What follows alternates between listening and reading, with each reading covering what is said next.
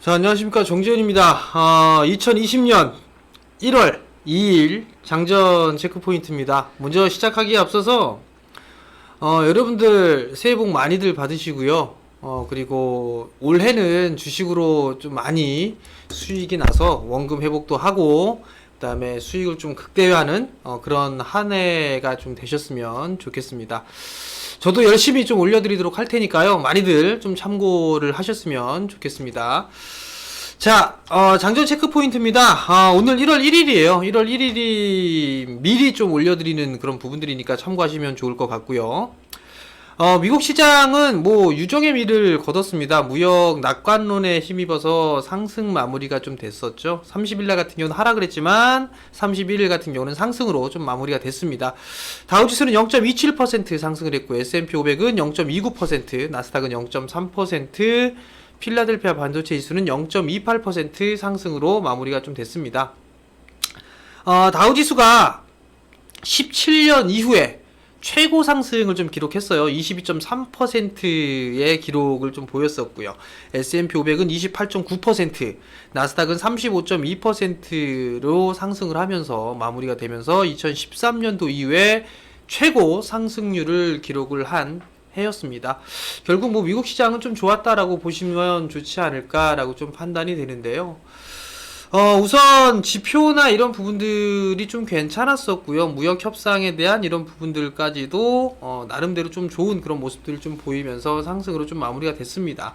우선 중국 쪽의 12월 제조업 구매자 관리 지수가 50.2를 기록을 했습니다. 예상치를 좀 상회를 했었고요. 예상치는 50을 좀 예상을 했었습니다. 그렇기 때문에 50을 넘어가게 되면 확장세를 좀 보인다라고 보시면 좋을 것 같은데, 중국의 제조업 경기가 두 달 연속적으로 확장세를 좀 기록하고 있다라는 거, 이 부분들이 바닥을 친 부분들이 아니냐, 뭐 이렇게 좀 받아들이고 있는 그런 사항들이고요. 그리고 또 하나는 미국과 중국의 무역 합의 관련해서 긍정적인 소식이 좀 전해졌습니다. 도널드 트럼프 미국 대통령 같은 경우는 중국과의 1단계 무역 합의가 내년 1월 15일 백악관에서 서명을 할 것이다 라고 언급을 했었고요. 또한 추후에 2단계 무역 합의를 위해서 베이징을 찾을 것이다 라는 그런 소식이 좀 전해졌습니다. CNBC에서 피터 나바로 무역정책국장과의 인터뷰를 했었는데요. 미중 무역 협의 이 부분들에 있어서 변혁을 기다리고 있을 뿐이다 라고 발언을 했었고요. 또한 합의 내용에는 좋은 내용이 있다라고 언급을 했습니다. 지적재산권과 관련해서 중국이 지난 5월 달에 무효로 했었던 당시 협상과 같은 내용이다라는 그런 부분들인데, 무효로 해버렸던 그런 부분들까지도 합의에 이르렀다라는 부분들은 긍정적이지 않나라고 좀 판단이 됩니다. 홍콩의 사우스 차이나 모닝 포스트에 따르면 류허 부총리는 오는 4일날 대표단을 이끌고 워싱턴을 방문하기로 했다라는 소식이 좀 전해졌습니다. 미중 1단계 무역협정에 서명한다라는 그런 보도가 나온 그런 사항들이고요. 또한 미국이 초대장을 보냈고 중국이 이를 수락했다라는 그런 언급들이 좀 있었습니다. 결국 시장의 흐름들은 그렇게 나쁜 그런 부분들은 없을 것으로 좀 예상을 하고 있습니다. 뉴욕 증시 전문가들 같은 경우는 20년도 시장 상황도 긍정적으로 좀 예상을 하고 있는 그런 사항들이에요. MUFG 프리스 럽키 수석경제학자 같은 경우는 올해 무역전쟁과 브렉시트 등에 따라서 상당히 좀 안 좋았던 그런 역풍이 빠르게 해소됐다라는 그런 얘기를 하면서 경기에 대한 전망도 더 선명해졌기 때문에 현 시점에서 더 많은 위험을 감수하는 것도 괜찮다고 본다라는 그런 인터뷰 기사가 있었는데, 그만큼 뭐 더 많은 위험을 감수하는 것도 괜찮다라고 얘기한 것은 위험 자산에 좀 더 투자를 해도 좋다, 뭐 그런 얘기들이 아닌가라고 좀 판단이 돼요. 그렇기 때문에 이러한 흐름들이 증시에는 나름대로 좀 괜찮지 않을까라고 좀 판단이 됩니다. 한국으로 좀 넘어와서 31일은 휴장이었었죠. 30일 전날이죠. 전전날. 야간 선물 같은 경우는 0.66% 하락으로 좀 마무리가 됐습니다. 외국인 쪽에 있어서의 매도로 하락이 좀 마무리가 됐는데, 그 다음날 미국 시장에서 어느 정도 되돌림이 나왔기 때문에 한국은 뭐 한 약보합 정도에서 좀 출발을 하지 않을까라고 좀 판단이 됩니다. 19년 마지막 날 외국인 거래소는 약 한 3,400억 정도 매도가 좀 나왔었어요. 12월 23일부터 차익 매물이 좀 출회가 되는 그런 모습이었었는데요. 일단 뭐 흐름들을 좀 보게 된다라면 거래소 시장 같은 경우를 좀 보게 된다라면 전날 3,400억 정도 매도가 좀 나왔었죠. 30일 날.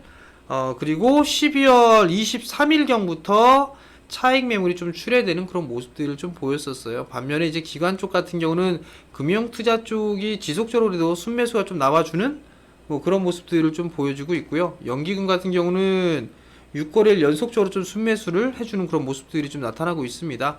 거래소 시장 같은 경우는 지수의 탄력적인 그런 흐름들보다는 종목별 흐름들이 강하지 않겠느냐라는 그런 전망들이 있는 그런 상황들이에요. 그렇기 때문에 종목별 흐름들이 좀 나오지 않겠느냐라고 좀 판단이 되고요. 기관 쪽이나 개인이 각각 2043억 그리고 1235억의 순매수를 좀 기록을 했었었는데 개인 쪽에서 매수를 해주는 그런 부분들에 있어서는 지수에는 부담 요인으로 볼 수가 있고 외국인 쪽에서 매도가 나온 또한 매도 나온 부분들 또한 마찬가지로 부담 요인으로 좀 볼 수 있다라고 좀 보시면 좋을 것 같습니다.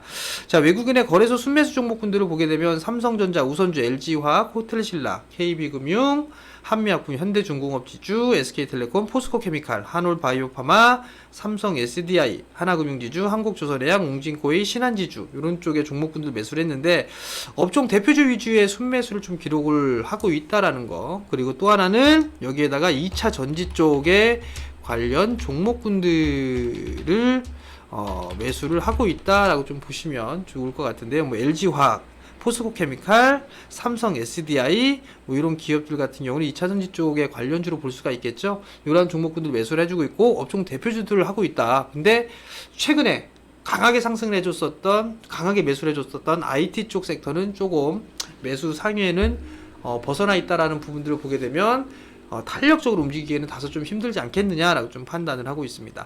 반대로 기관거래소 순매수 종목군들 보면 여전히 ETF 쪽이 많죠. 삼성전자, 코덱스 200, 타이거 200, 코덱스, 코스닥 150 레버리지, SK하이닉스, 호텔신라, 삼성 SDI, LG화학, LG생활건강, 삼성물산, 삼성생명, KT, 신세계, 카카오순을 좀 매수를 했는데요.